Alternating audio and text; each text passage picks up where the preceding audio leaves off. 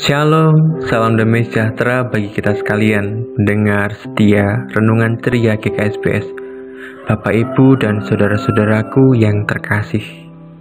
Mari sebelum kita mendengarkan firman Tuhan, mari kita berdoa. Ya Tuhan Allah Bapa kami yang bertahta di kerajaan surga yang mulia, kami berterima kasih dan bersyukur ya Bapa atas hari baru yang telah Kau berikan dalam kehidupan kami. Juga kami ingin belajar ya Bapa untuk merenungkan firman-Mu dalam kehidupan kami. Terima kasih Tuhan, kiranya Kau selalu menyertai kami. Amin. Bapak Ibu, firman kita pada pagi hari ini terambil dari Efesus 4 ayat 20 dan 21. Demikian firman Tuhan. Tetapi kamu bukan demikian. Kamu telah belajar mengenal Kristus, karena kamu telah mendengar tentang Dia dan menerima pengajaran di dalam Dia menurut kebenaran yang nyata dalam Yesus. Bapak Ibu, firman Tuhan pada hari ini diberi judul Penderitaan Tidak Mengubah Karakterku. Di sebuah tempat di dataran Cina, ada seorang guru Buddhis dan muridnya. Mereka terbiasa berjalan ke kota untuk meminta sedekah, dan itu sebuah rutinitas yang memang menjadi tugas mereka untuk meminta sedekah. Dalam perjalanan menuju ke kota, mereka bertemu dengan seorang pria. Dikatakan tua, dia belum tua. Dikatakan muda, tetapi wajahnya sudah terlihat sangat lusuh dan tua. Lalu karena iba, mereka mencoba untuk berbincang dengan lelaki tadi, pria tadi. Nah, sang pria meminta makan dari kedua biksu ini dan meminta sedekah dari mereka. Lalu berbicaralah ia kepada dua orang tadi, guru dan muridnya. Dia bercerita, berkeluh kesah tentang hal-hal yang dialaminya, bahwa ia dahulu adalah orang yang sangat kaya, tetapi karena ada beberapa temannya yang bersekongkol untuk menjatuhkan dia dan merugikan dia, akhirnya harta bendanya dicuri oleh teman-temannya. Dan yang dipikirkan oleh orang ini adalah balas dendam.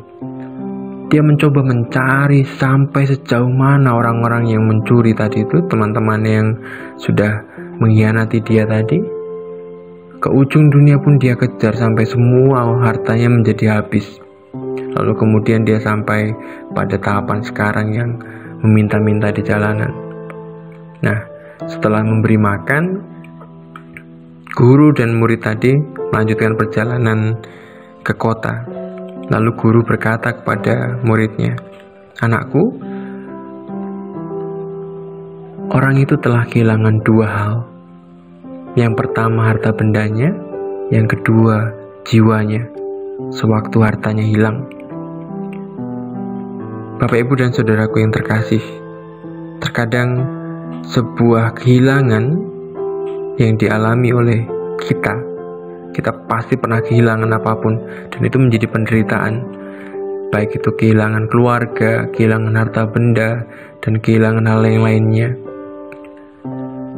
Dan hal yang dialami oleh orang tadi, menurut guru tadi, dia telah kehilangan dua hal, harta bendanya dan jiwanya. Yang dimaksud dengan jiwanya adalah bahwa orang ini sudah kehilangan potensinya untuk dapat mendapatkan hartanya, padahal dia saudagar yang dulu cukup kaya karena kegigihannya untuk mencari uang. Tapi karena dia kehilangan harta yang tidak, ya mungkin banyak tapi tidak sebanding, ketika dia juga ternyata kehilangan jati dirinya, kemampuannya untuk mencari lebih lagi. Nah, terkadang hal itu terjadi ketika kita kehilangan dan menderita. Dalam penderitaan kita kehilangan juga nilai diri yang sudah kita bangun. Banyak orang-orang tidak lagi mau berbuat baik ketika ia sudah berbuat baik, tapi dia tidak mendapat balasan yang pantas dan setimpal. dia sudah kehilangan tidak hanya momen orang tidak menghargai apa yang dikerjakan baik, tapi dia juga sudah kehilangan dirinya yang baik. Dia sudah kehilangan jati dirinya untuk bisa berbuat baik. Nah, ini hal yang terjadi pada perikop Efesus 4 ini. Ketika ada orang-orang yang bisa memahami bahwa Yesus dan mengenal Yesus, ia sudah memiliki Yesus. Dikatakan ayat yang 20, tetapi kami bukan demikian, kamu telah belajar mengenal Kristus, karena kamu telah mendengar tentang Dia dan menerima pengajaran di dalam Dia menurut kebenaran yang nyata dalam Yesus. Bahwa ketika seseorang telah belajar tentang Yesus, dalam dirinya ada potensi yang sama seperti Yesus untuk dapat menggerakkan diri dalam ajaran yang benar tentang Kristus. Dan jangan karena masalah, penderitaan, pencobaan, halangan-halangan yang terjadi dalam kehidupan kita, kemudian kita kehilangan jati diri Yesus yang ada dalam hidup kita.